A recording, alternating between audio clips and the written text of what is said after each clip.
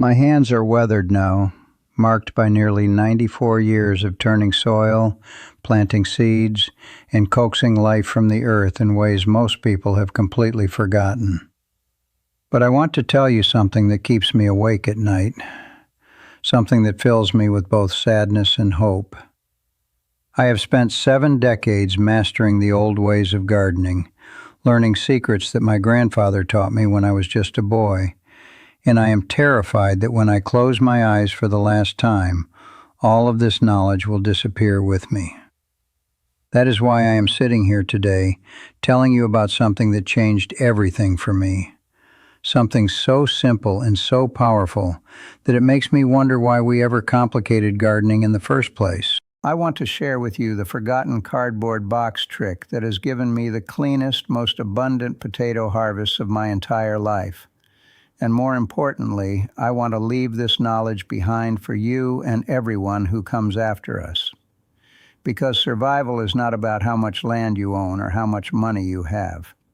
Survival is about knowing which secrets work, which ones your ancestors discovered through trial and error, and which ones you must pass forward before it is too late. I remember the first time I truly understood what my grandfather meant when he talked about the wisdom of the forest. I was maybe 8 or 9 years old, and he took me deep into the woods near our farm.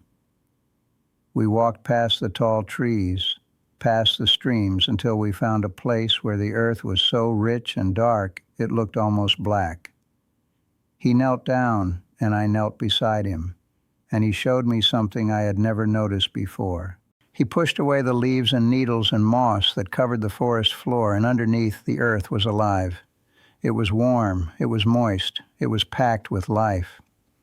He said to me, "This is what the earth wants to be. This is what she remembers being before we ever invented agriculture.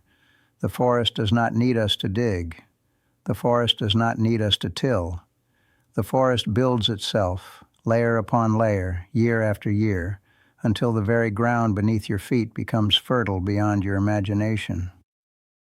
I was too young to understand the full meaning of what he was telling me, but something in my bones recognized the truth of it. For 50 years, I did what every gardener is supposed to do. I broke my back digging holes. I mixed in soil. I added compost. I fought against my body's protest and the ache in my shoulders. I told myself this was simply what you had to do if you wanted to grow food. And then, about 15 years ago, something happened to me. I woke up one morning and realized that my hands, the hands that had always been so strong, were struggling to grip a shovel. My back, which had always been reliable, was sending pain signals that made me wince with every movement.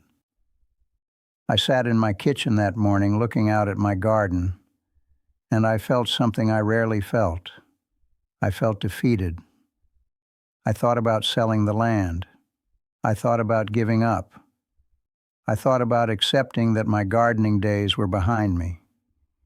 But then I remembered my grandfather in the forest, and I remembered something else. I remembered that ingenuity is the true secret of survival. I started experimenting that spring. I had just received a delivery of products from a local store, and the boxes they came in were perfect, heavy corrugated cardboard, no plastic coating, still smelling like the warehouse. Instead of breaking my back digging traditional potato beds, I stacked those boxes in a corner of my garden. I wet them down thoroughly, almost until they were dripping. I laid out some seed potatoes right on top of that damp cardboard, and then I began layering more cardboard on top, alternating with thin layers of old compost I had saved. I watered the whole thing until it was thoroughly saturated, and then I did something I had never done before. I waited. The magic of what happened next is something I have spent the last 15 years trying to understand, and each year I learned something new. You see, that cardboard is not just sitting there like dead paper. It is a living, breathing system. The corrugated layers trap heat, creating a microclimate that is actually warmer than the surrounding air. The moisture stays locked inside, never evaporating away into the atmosphere like it does in traditional gardens. And as the water begins to move through the cardboard, It activates something in the seed potatoes that they have been waiting for their entire existence. They begin to sprout. But here is the part that changed my life. They sprout upward. Naturally, without any encouragement from me, the shoots reach toward the light, and as they do, more cardboard is added on top, and they push through it, and they keep growing, and they keep pushing layer after layer. When I pulled apart that first cardboard box system in late July, what I found made me cry. I am not ashamed to say that. I found potatoes, dozens of them, massive clean potatoes with barely a speck of soil on them, just sitting there in the layers like precious gifts. My hands, which had hurt so much that spring, were not tired. My back, which had sent me to bed with ice packs, was fine. I had not dug a single hole. I had not broken a single shovel. And I had harvested more potatoes from that single stacked box than I usually harvested from beds that took me weeks to prepare and tend and repair. Now, I need to tell you something important about preparing your cardboard. This is not something you can skip over or do halfway. You must find cardboard that is absolutely free of plastic tape, not mostly free, completely free. The plastic will not break down like the cardboard does, and it will contaminate your soil for years. Walk around your neighborhood. Go to stores that receive deliveries. Ask if you can take their used boxes. Most of the time, people are thrilled to have someone take this waste off their hands. You are literally giving people a gift by removing their boxes.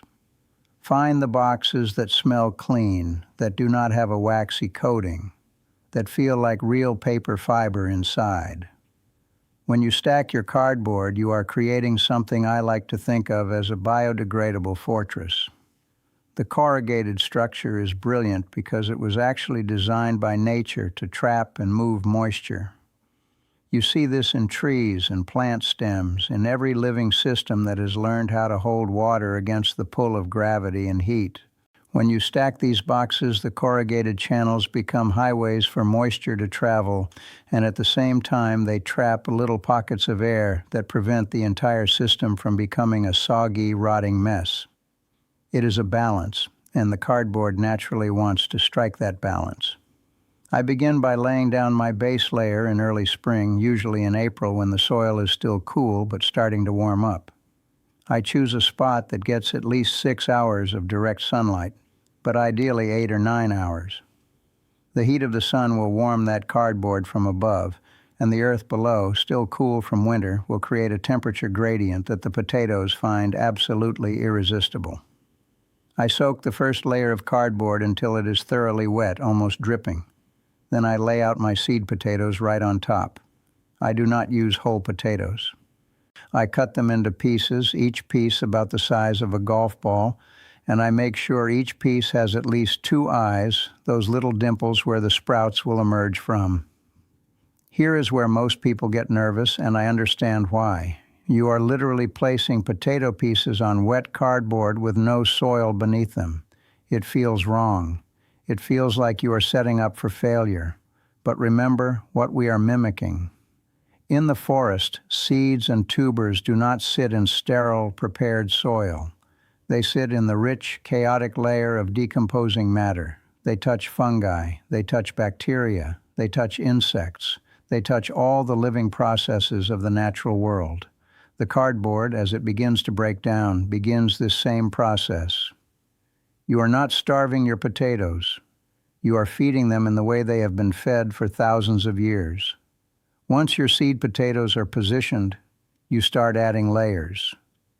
I use thin cardboard scraps, the kind you might use for packing fragile items. I layer these on top of your seed potatoes, then I add a thin layer of compost or aged manure if I have it, then more cardboard, then more compost. You are creating a lasagna of degradation and growth. You are building a system that will slowly, over the entire growing season, break down into the most nutrient-dense growing medium you have ever worked with. And as the potatoes sense the darkness and the pressure from above, they push upward. Each shoot that breaks through cardboard layer uses energy, yes, but it also uses the nutrients that are being released as the cardboard breaks down. The moisture management of this system is truly remarkable, and this is something that took me years to fully appreciate. Traditional gardens lose water constantly. The sun beats down on the soil, and the water evaporates. You have to water constantly, sometimes every single day during hot stretches. With the cardboard system, your water loss is dramatically reduced. The cardboard layers act as a shade and barrier. The moisture that you add stays where you put it. I have measured this carefully over the years, and I can tell you that this method uses about 70% less water than traditional gardens. That is not just good for your back and your time. That is good for the future of this planet. Water is becoming precious. Every drop matters. But you need to understand how to monitor your moisture levels without destroying the system. I call this the moisture window technique, and it is something my grandfather would have understood immediately, though we did not have fancy gardening tools back then. You simply find a section of your cardboard stack where you can peel back one layer without disturbing the growing potatoes. I usually designate one corner as my moisture window. Once or twice a week I reach in and feel the cardboard and the material inside. It should feel cool and moist, almost like the morning after a heavy rain. If it feels dry, you add water. If it feels waterlogged and smells bad, you add less frequently. It is the same skill your body uses to check if bread dough is ready, or if a wound is healing correctly. You develop a feel for it. You learn the language that the system is speaking to you. As the weeks pass and your potatoes grow, you are watching an ancient drama unfold. The tubers are pushing upward, upward, always upward, driven by the same force that makes a seedling reach for light. The cardboard is breaking down, releasing nutrients, and dying insects that lived in the corrugated layers become food. Fungi colonize the material and create networks that help your potatoes absorb water and nutrients. This is not a dead system. This is a living system, and you are the steward of it.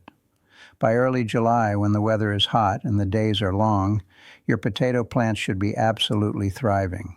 The shoots are above the cardboard, reaching nearly a meter tall, with beautiful leaves and sometimes even flowers.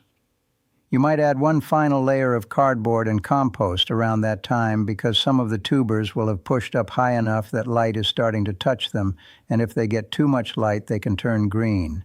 And green potatoes contain a substance that is not good to eat. So you cover them back up and you let them finish their growing. By late July, usually around the last week of the month, the leaves will start to yellow and dry down. This is the signal that the potatoes are done.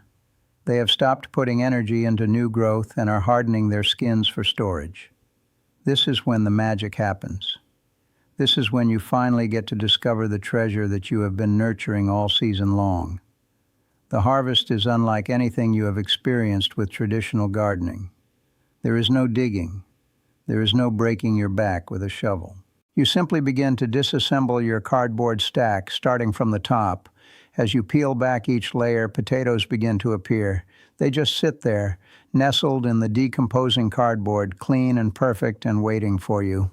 Some of them are enormous, the size of my fist, smooth and unblemished. Some are smaller, but they are all clean. There is barely any soil on them because they have been growing in cardboard and compost, not in actual soil. You can brush them with your hand, and most of the time the dirt just falls away. This is why I call this the clean harvest revolution. When you dig traditional potatoes, they come out coated in mud. You have to wash them. You have to let them dry. You have to worry about soil-borne diseases and storage issues. With cardboard box potatoes, they are ready to eat or store immediately. Their skin is perfect. Their color is beautiful. They taste like potatoes should taste, like something that came from actual earth and not from a modern greenhouse. Let me tell you what happens to your harvest as you store it. Traditional potatoes, the ones covered in soil, they can develop mold. They can sprout in ways you do not expect. They need cold, humid conditions, and even then, you lose some of them to rot or disease. My cardboard box potatoes store longer. They stay fresher. They are more resistant to the problems that plague traditional harvests. I believe this is because their skin is tougher, because they grew in a balanced system instead of in sterile soil. because they have been inoculated with the natural microbes of the decomposing cardboard. Now, here is the part that makes me most proud of this method, the part that makes me feel like I am truly leaving something behind for the next generation. When you have harvested your potatoes, you do not throw away the remaining cardboard and compost. You do not burn it. You do not send it to a landfill. You put it back into your garden. You spread this beautiful, dark, nutrient-dense material back over your beds. You are creating a cycle. You are building soil. You are actually leaving the land better than you found it. This is what the industrial system does not want you to understand. They want you to believe that you need to buy soil, you need to buy fertilizers, you need to buy special supplements and amendments. But the truth that my grandfather knew and that I have proven to myself over and over again is that you can build fertility from nothing. You can take waste, you can take discarded cardboard that was going to rot in a landfill anyway, and you can transform it into abundance. This is not just about growing potatoes. This is about understanding that the systems we use are connected to the future we create. I think about my grandchildren sometimes, and I wonder what world they will inherit. I wonder if the soil will still be fertile. I wonder if they will know how to grow their own food. I wonder if they will understand that survival does not mean buying things from stores, that it means knowing things, skills, methods that have been tested through generations. Every time I harvest potatoes from this cardboard system, I feel like I am doing something subversive. I am proving that the old ways work better than the new ways.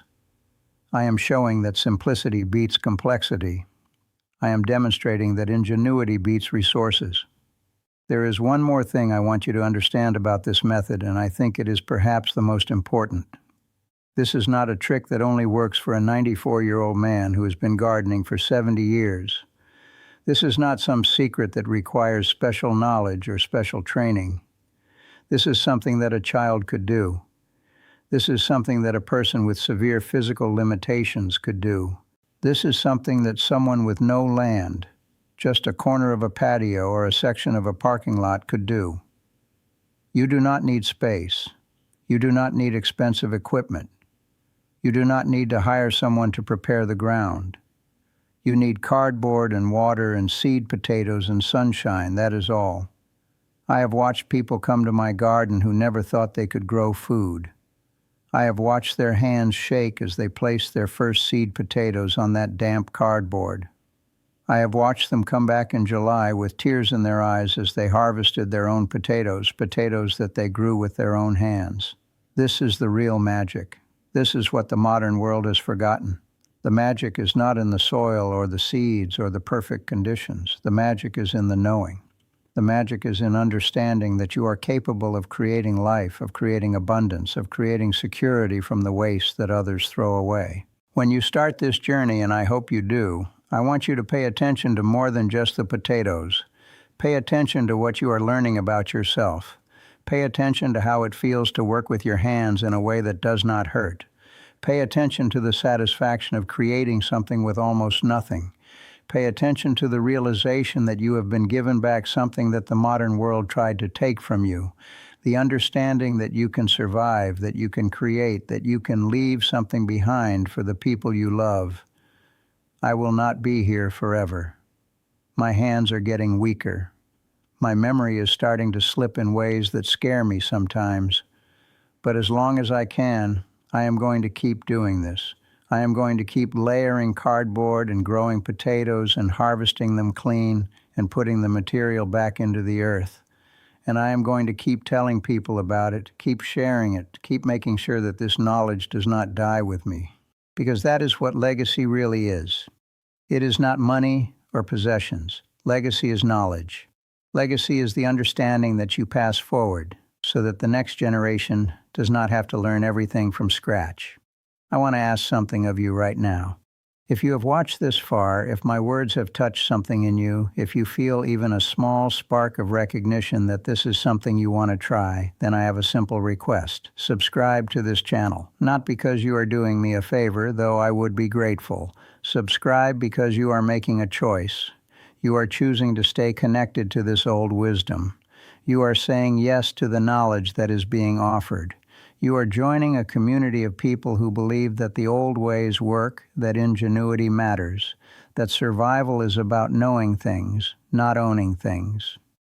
As you go forward, as you start your first cardboard box potato system, I want you to feel the weight of what you are doing. You are not just growing potatoes. You are reclaiming something that your ancestors knew. You are becoming part of a tradition that stretches back thousands of years. You are learning to work with your hands in a way that does not hurt, to create without destroying, to build without taking. You are becoming self-sufficient. You are becoming wise.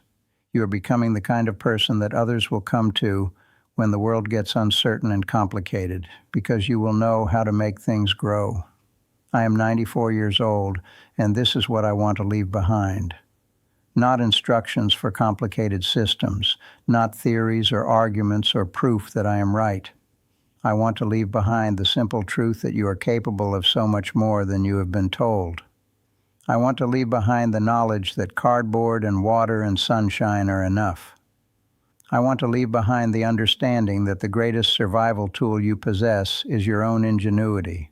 And I want to leave behind the hope that somewhere someone will see these words and take action, will plant potatoes in cardboard boxes, will harvest them clean, and will pass this knowledge on to someone else. That is how we survive. That is how we thrive. That is how we honor the people who came before us and protect the people who will come after us. Thank you for listening to an old man share his secrets. Thank you for caring enough to learn. And please subscribe to keep this wisdom alive.